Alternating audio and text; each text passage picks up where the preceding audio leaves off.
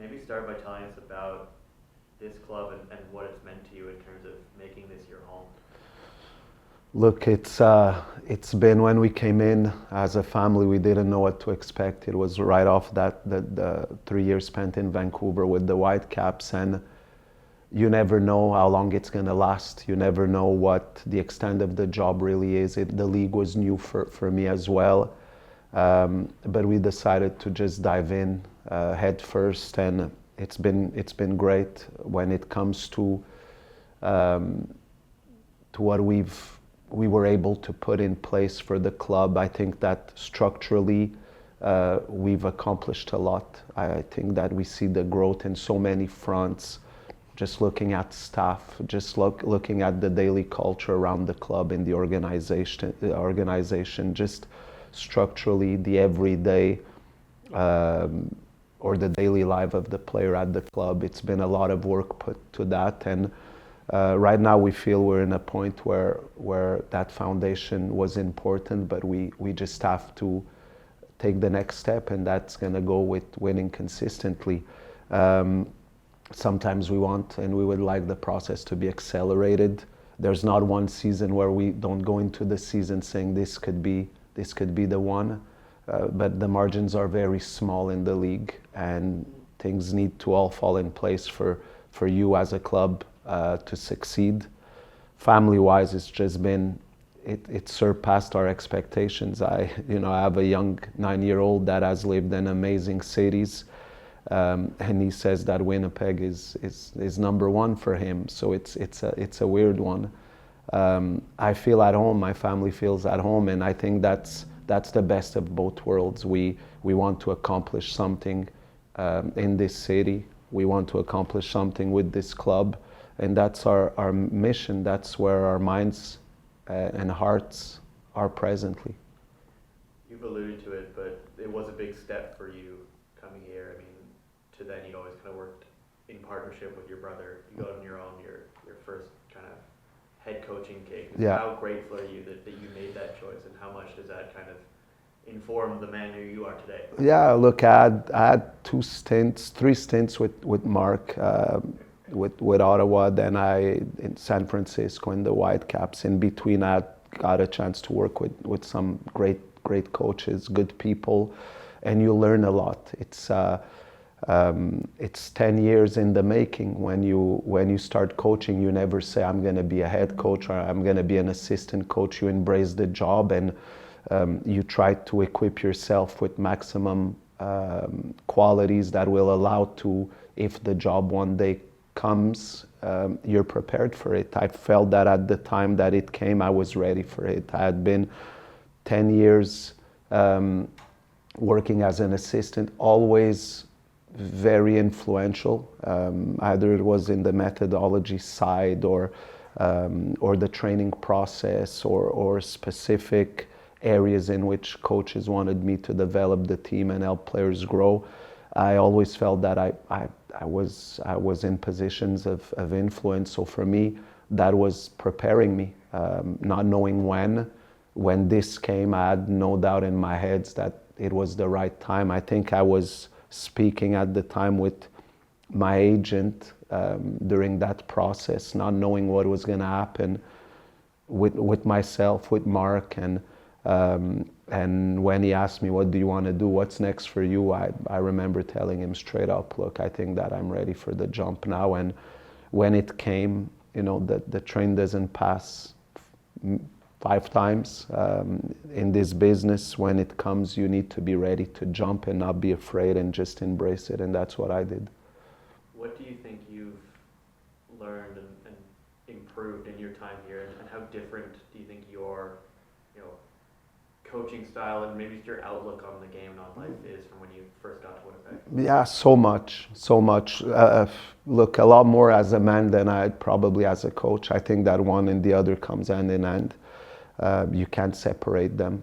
I think that I understood that you sometimes when you're starting in this business, you think you could control everything. And that leads you to maybe approach things in a way where you get upset if things are not going your way, and you try to find where the mistake was made all the time, and it doesn't work like that. You need to understand that there's a process. You need to be patient. You need to stick to the process. You need to be humble in your approach, and understand that everyone that works around you are there to help you, and they want the same thing as you. So I think that in so many ways you grow. I think that as a coach you grow a lot more in the moments of challenge. You learn a lot about yourself than you do in moments of success. I think that there's a time for everything, and when you take a job like that, you have to be just ready for the roller coaster that it's going to be. Today, I think that football is so fluid that you have to give your best every day. You have to show up. You have to have a clear idea and an identity that you want to bring to the team, and make sure that you stay in that, and that you are firm in your beliefs. Your backbone is strong, but knowing that it might not be what's going to define the next result. There's other things that are out of your control, so you try to make sure that the team is prepared for those variables. And again, it's always about the next day. That's my approach. It's okay. We don't dwell on what was. We have to look ahead and just move forward. And what's next? What's the next step that we need to take to make sure that the team grows, that the individuals grow, that we grow individually. So that's my approach today. And I think that it's very different than when I arrived. I was more of I thought that everything would be it's based on what you bring and your ideas, and that you're not immune to all the challenges that or you're immune to all the challenges that the job brings, and to that I don't think about it like that. You are in the middle of a process and a journey here, but when you maybe look back at the years you have spent here, what do you think you're most proud of in your time in Valour? Look, I'm proud of where the club is today. I'm proud of you look at players coming into Valour, and over the years they all come in skeptical about the place, the organization, and when they arrive there, they say, man, I love it. I want to stay here. I want to play. I want to win something with this club. And for me, it says a lot about how we treat people. I think that's the number one thing. It's making sure that when players arrive and they step in that organization and they start representing the badge and the logo, that they feel proud of it, and they want to compete and play for Valour. And for me, today, it's what I'm most proud of. It's that perception that players have when they come in versus when they leave the club. And we've had over the years, so many,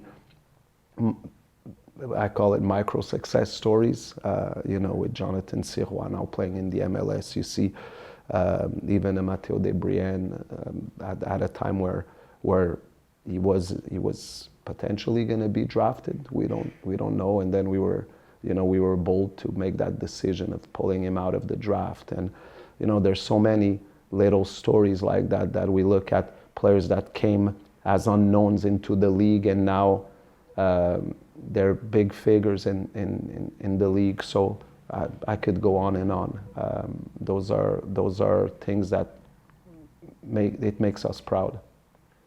I want to get into something you mentioned there about how players come into this club and they want to play for it, and they leave with kind of a real affection for this club. The city of Winnipeg especially, as you mentioned, some people are skeptical sometimes about players who want to go there, want to be there. It's your home now.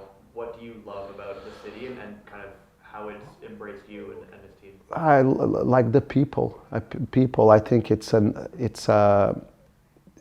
you walk across the city and you see how it's humility, people that want to work, people that go through the rough patch of what the winter is, and you look how they manage to just go through it, and it's part of their lives, and it's they find ways, and it's whatever it takes. It's a very family oriented city, and I just think that it's restaurants are great. You find your spots, and you know that you're gonna be well. There's so many little surprises and gems. You're always hunting for, okay, what's the next surprise that this city is gonna bring. But again, I think that it's all about people. It's all about the characteristics of the community, and they love to win. They're passionate about their sports, and we're a sports organization at the end of the day, and I think that sports is empty without people. Just a couple here at the end about this current team that you have. You managed to bring a really strong core over from last season. I guess first of all, how much easier did that make your job in preseason, and just how happy are you to be able to continue the work that you've been doing? Look, I think that it was done by design. I think that we knew it would make our lives a bit easier, which is it's never easy, but because there's always something else. There's managing expectations and making sure that you bring in the right pieces to complement the core that you have. And the truth is that last year we bring back a good core, but it still wasn't enough. So we have to be mindful of that. You can make emotional decisions. They need to be very well thought of, and make sure that the players that come will complement the core that we have and elevate the quality of the group. And that was our main focus. It was so important for us to nail the signings, but more so the characters also. Guys that want to win, guys that are eager to achieve something for themselves as well, for their careers. And I think that was something that we had in our minds. We needed to grow as a club, bring a bit of maturity, not age maturity, but sporting maturity. And I think that's what we did. And having this kind of continuity from last year helped as a coach in terms of evolving tactically. Yes. We already saw in the first game of the season, a slightly maybe more mature way that you want to play with the ball. Just how nice it's been as a coach to be able to get a little bit more complex with this group. Yeah, look, football is interesting because you want to have that approach that is a little bit more on the front foot and more aggressive, and then sometimes you get exposed in other areas of your game. So it's about making sure that you find the balance. The foundation is there. I think that you look at the first game, that's not the image of our team. We know what we've been about. But again, there's going to be a process in the evolution of the team. I think that every team has improved, every team has grown. So it's going to be about the percentage and the margins of, okay, how far can we stretch this and make sure that not only we coast past that playoff line, or we get past that playoff line, but we actually have a chance of every day, every game competing for 3 points, and make sure that you could play neck and neck with any team of this league. For us, it's about stretching ourselves to make sure that happens. And it's a league of mistakes. You look at yesterday's match. So it's about having the maturity to limit those mistakes. And the first game, maybe one or two too many. So this is where we need to grow and improve. Finally, you speak a lot about managing expectations and going one day, one game at a time, but you must be very, very hungry to bring this group into the playoffs, to bring success to this club that deserves it. A lot, very. It's there's not one year, but every year that goes by, the hunger just gets bigger and bigger, and it's normal. But I also feel it in the group. You bring in a a guy like Rocco who's experienced the same challenges that our club has, and a player like Zach who got a taste of what success is a couple years ago with Halifax, but last year was a more difficult season for him. So even the guys that we added, we wanted to make sure that they would come in, you know, with that same hunger and desire. And for us, it's, you know, again, I'm going to repeat this. We don't want to just be flirting there with potentially being above the line. We want to be a team that's going to be above the line week in, week out, and focus on where are we going to end, and what's the limit that we could achieve as a team. I think we have the characters. Probably every coach tells you that we have the quality to do it, that we have the individuals to do it. But again, it's like I say, football is strange in so many ways, where you don't control everything, and we have to put ourselves in the best position to make sure that we deal with as many variables as possible. And you know, either it's a bad call or it's an injury, and that you put yourself in a position where you could overcome those situations. And Winnipeg is a city that would definitely buy into a playoff team. Yeah, well, 100%. I think that, you know, everyone's waiting for that.